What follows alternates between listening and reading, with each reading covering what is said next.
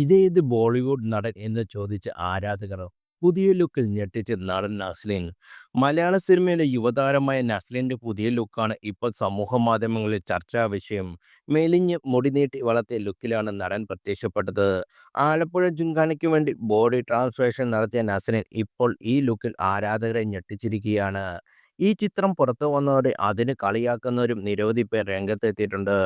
നസ്ലിന്റെ പുതിയ സിനിമയായ മോളിവുഡ് ടൈംസിന്റെ ലുക്കാണോ എന്ന സംശയത്തിലാണ് ആരാധകർ എല്ലാവരും. കൂടാതെ ആസിഫ് അലി നായകനാകുന്ന ടിക്കി ടാക്കിലെ നസ്ലിൻ ഒരു പ്രധാന വേഷം കൈകാര്യം ചെയ്യുന്നുണ്ട്. ഡൊമിനിക് ആരൺ സംവിധാനം ചെയ്യുന്ന ലോക ചാപ്റ്റർ 1 ആണ് നസ്ലിന്റെ അടുത്തതായി പുറത്തിറങ്ങാൻ ഇരിക്കുന്ന ചിത്രം.